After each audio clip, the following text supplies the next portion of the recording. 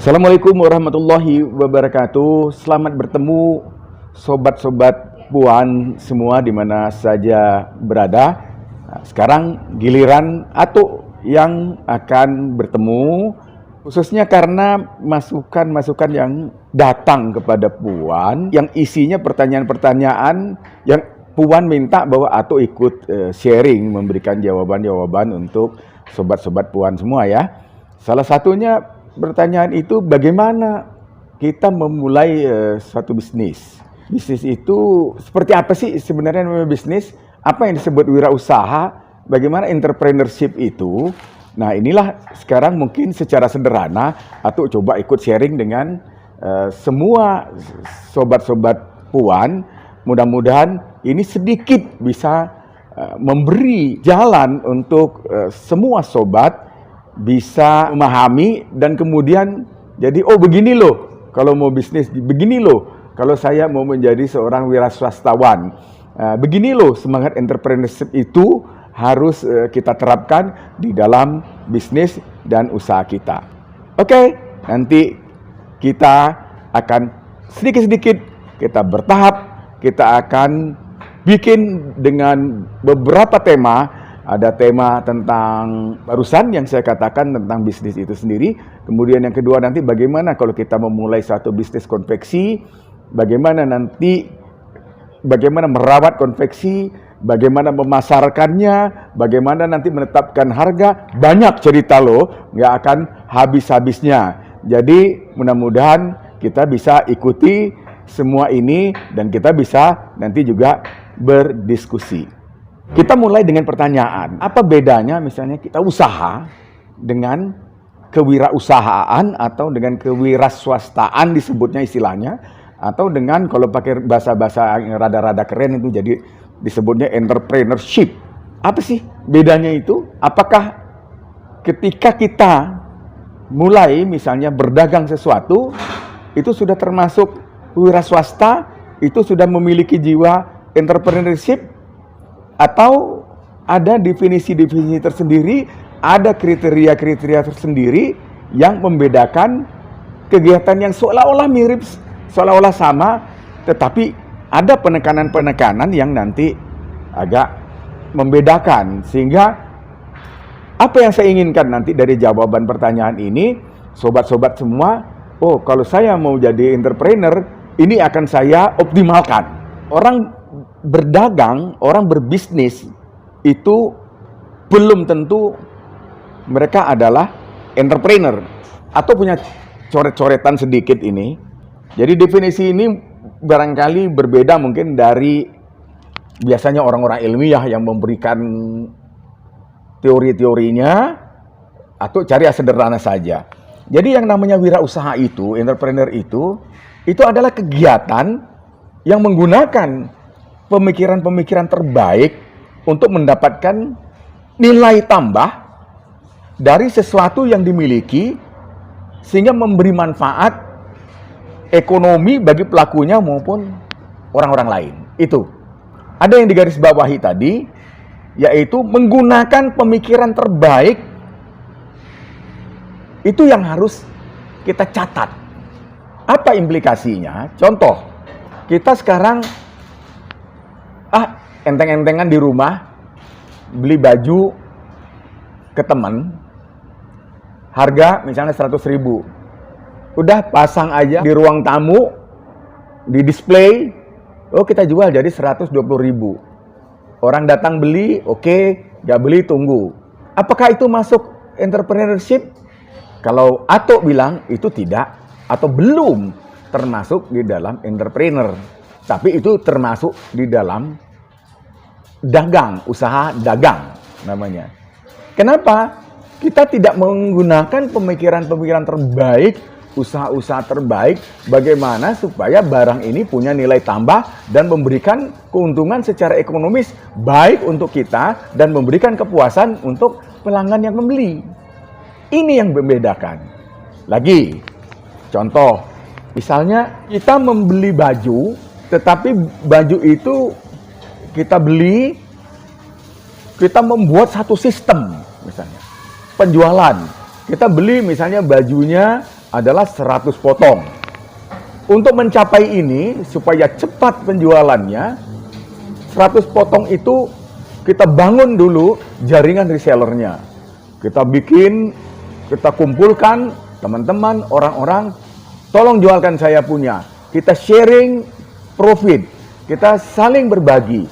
Misalnya harga 100.000 itu tadi, kita pribadi ngambil untung 10.000 dan kita beri kesempatan misalnya untuk reseller kita silakan menjual sampai keuntungan 20.000. Jadi harga itu menjadi 130.000. Kita cuman dapat 10.000, tetapi penjualan itu jauh lebih cepat dibandingkan apabila kita menjual sendiri 120.000, tetapi jalannya lambat, putarannya lambat. Lebih bagus jualannya kalau itu barang menjadi fast moving. Kita dapat, katakanlah dari 100 itu, untung kita 10.000, yang laku adalah 90 potong, artinya kita akan dapat 900.000. Yang menjadi reseller itu, mungkin paling-paling ada 5 baju, ada 10 baju, paling maksimal dia bisa dapat misalnya 100.000. Rugi kita di mana? Justru modal kita akan cepat berputar. Kalau misalnya seminggu kita dapat 900.000, 4 minggu kita jalankan itu putarannya sama, maka kita akan mendapatkan 3.600.000. Ini mulai sedikit ada usaha yang betul-betul kita pikirkan, yang kita maksimalkan, kita optimalkan. Paham kan? Ini yang gampang-gampangan. Jadi dalam proses kalau menjadi entrepreneurship, dari input dari awal sampai ke akhir itu ada beberapa tahapan. Yang pertama adalah identifikasi. Yang kedua adalah gagasan. Yang ketiga adalah pengembangan. Selanjutnya adalah produksi. Lalu ada pengadaan barangnya. Kemudian ada marketing. Lalu penjualan, dan jangan lupa nanti ada proses evaluasi sehingga kita punya masukan, kita punya feedback. Apakah bisnis tadi yang kita lakukan itu sudah sesuai dengan apa yang kita inginkan? Efisienkah? Efektifkah? Maksimalkah profitnya? Kalau sobat-sobat mau mulai usaha, ada baiknya yang pertama adalah identifikasi.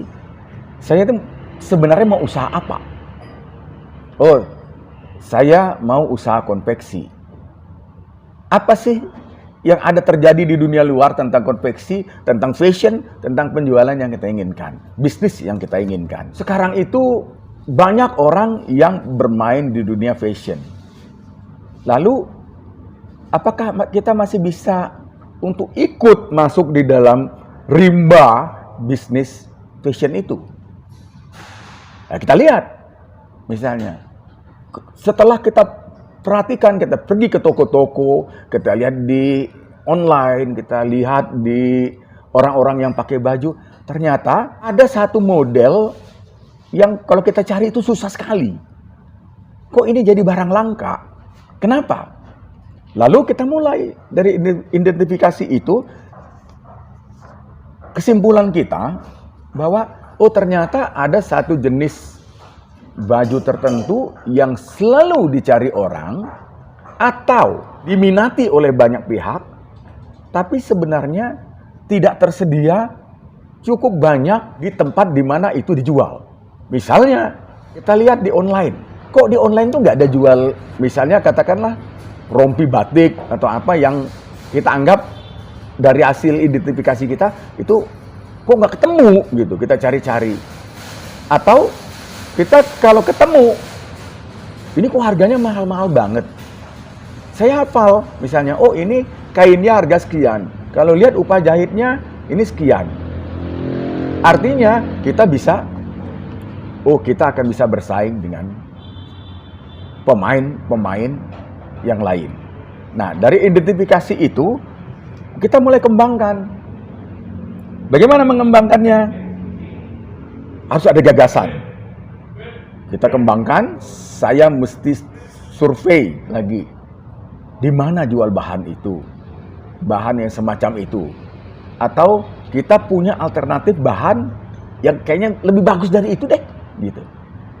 Oh, menurut saya kerenan yang begini loh, kan gitu. Misalnya ada bahannya adalah batik Solo. Oh, saya pikir kalau pakai batik, misalnya batik yang spesifik, sekarang kan banyak batik ya.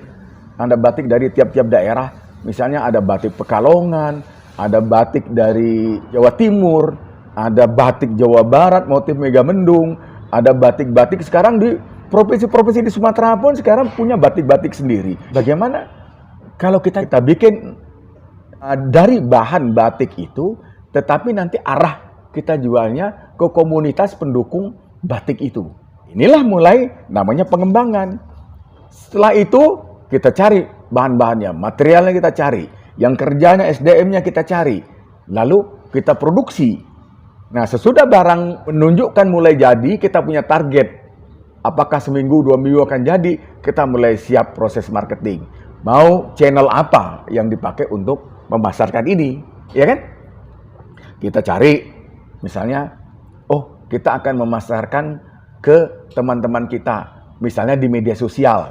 Yang teman aja dulu deh, kita kan produksinya belum banyak. Misalnya ada 100, saya kira teman-teman Sobat Puan, Sobat Ato ini, pemain-pemain medsos, punya WA Group, punya FB, punya IG, dan lain sebagainya. Nah, bagaimana kalau kita mulai memasarkan dari teman-teman kita itu dulu? Mungkin jumlahnya ada 500 sampai 1000 orang, atau lebih. Pasar kan? Nah, itu kita pasarkan aja. Sulit? Enggak deh pasti ya. Pasti nggak sulit itu. Nggak sulit lah. Kita juga mungkin biasa masarin yang produk-produk orang lain. Ada produk misalnya cabai atau makanan tertentu. Kadang-kadang kita nolong teman, kita rajin kita pasarin. Kenapa kita tidak memasarkan barang produk kita sendiri? Apa sulitnya sih? Kita lakukan dulu itu. Apa intinya dari rangkaian yang barusan saja dijelaskan? Satu kata, itu adanya sesuatu yang baru. Itu intinya, inti kunci dari entrepreneurship. Apanya sih yang baru? Paling tidak ada beberapa yang baru yang kita bisa sediakan. Sobat Ato, yang pertama misalnya kita bisa memproduksi atau barang jasa yang sebelumnya nggak ada. Dulu siapa yang menjual air putih, air mineral itu dalam kemasan? Tiba-tiba ada satu pengusaha yang bisa bikin air mineral dalam kemasan, dan sesudah itu semuanya mulai produksi. Gagasan pertama itulah yang entrepreneur. Dulu siapa yang menjual teh? Bisa di mana-mana. Kita minum teh itu urusan di rumah. Ada tamu datang kasih teh. Dan kalau kita misalnya di rumah sendiri pagi atau sore, kalau lagi iseng-iseng mau nonton TV, kita minum teh. Teh itu barang bukan untuk jualan, barang di rumah. Kecuali misalnya kita datang ke warung-warung kecil, makan, disediakan teh gratis kan gitu. Tetapi ada yang bisa mengemaskan itu. Ada yang jadi di dalam kotak, tehnya sama. Tapi disimpannya di dalam kotak, dulu belum ada. Ada tehnya disimpan di botol, diminum lagi dingin, bisa di mana-mana dijual. Bahkan di lampu-lampu stopan itu ada. Jadi teh itu bisa menembus sampai sejauh-jauhnya. Dan orang gampang membeli, harganya tidak mahal, dan dianggap itu memenuhi keinginan-keinginan, memenuhi kebutuhan-kebutuhan konsumen yang menginginkan teh yang seger, tidak perlu dia membuatnya sendiri. Itu tadi yang kita sebut punya gagasan baru. Anda punya gagasan misalnya untuk, saya bikin baju gamis yang baru ini kayaknya potongannya bagus. Bisa saja gagasan itu tidak murni punya kita sendiri. Ada loh namanya ATM. ATM itu udah tahu kan? Amati, diamati itu barang, lihat di mana-mana di toko, tiru, dan kemudian jangan lupa modifikasi. Yang tadinya misalnya kerahnya seperti ini, terbuka, kita kasih kerah di sini. Kerahnya ada juga yang cang'i, yang begini. Cobalah kalau ini kira-kira kalau dipakai, lihat dulu misalnya digambar dulu. Aduh, ternyata elit nih, keren banget. Ya kan? Panjangnya. Misalnya tadinya hanya berbentuk blus. Oh, ini kalau kita panjangin. Kita panjangin sampai ke lutut.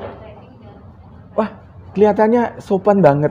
Ini cocok loh. Untuk kemana? Untuk misalnya arisan, untuk mungkin antar anak sekolah, kumpul keluarga. Ini kita lihat model ini, cari, nggak ada. Saya bikin, saya coba, tes pasar, bikin beberapa biji, tanya ke teman, kalau gua jual harga segini, kira-kira menurut lu murah apa mahal? Lu suka nggak makainya? Kalau yang cocok, gue pakai dulu, gue seneng banget itu, apalagi warnanya, kan gitu. Inilah dia tadi yang kita sebut dengan ada kebaruan di dalam produk itu menjadi baru, setidaknya belum ada dari sebelumnya. Yang kedua, kita lihat ada produk-produk orang lain, kita tidak mengubah produk itu, tetapi kita bisa buat, misalnya kaos seperti inilah, wangki biasanya disebutnya. Orang menjual misalnya harganya 75.000 di online atau di offline-nya bisa mencapai 90.000. Bahannya apa? Misalnya bahannya Lacoste. Nah, kita tahu ini harganya untungnya gede banget. Mungkin orang yang membuat itu bukan mengambil untungnya besar, tetapi dia mungkin biaya jahitnya lebih mahal, kemudian dia jumlah produksinya sedikit, kemudian dia mendapatkan harga bahan yang mahal.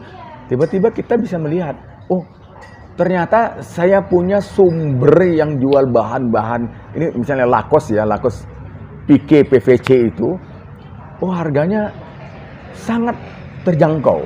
Misalnya 1 kilo itu, misalnya harganya 100.000 misalnya ya, ini misal. 100.000 itu bisa jadi 4 baju. Jadi untuk bahannya saja sudah 25.000.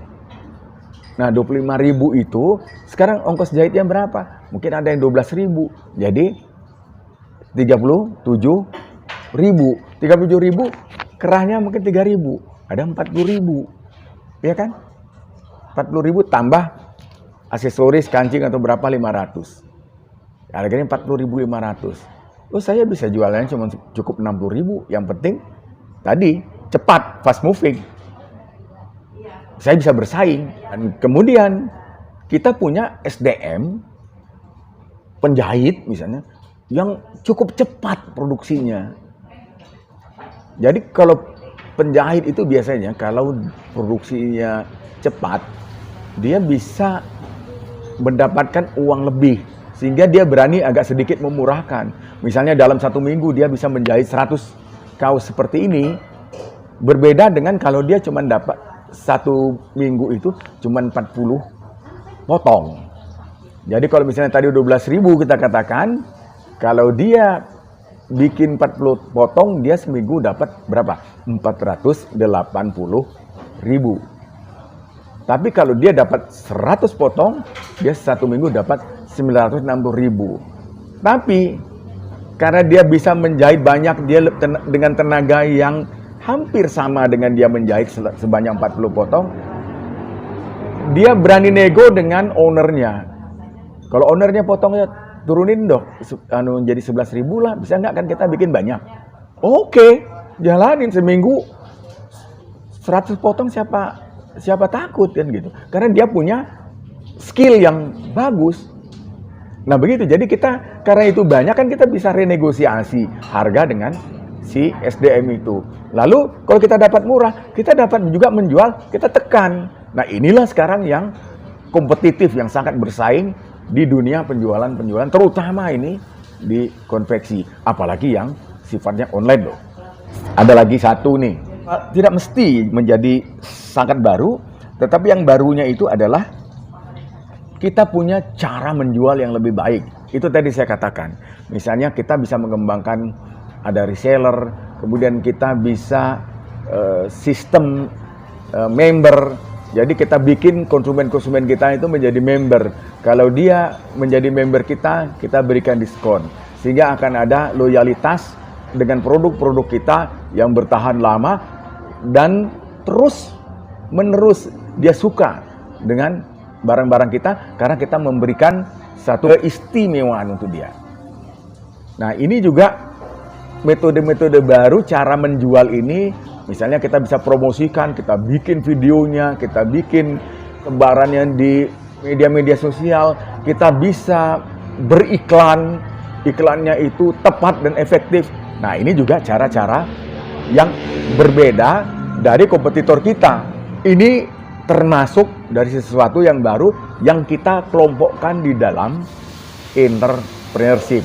Ini hanya menurut Atu aja. Kita punya kemampuan untuk memproduksi lebih banyak.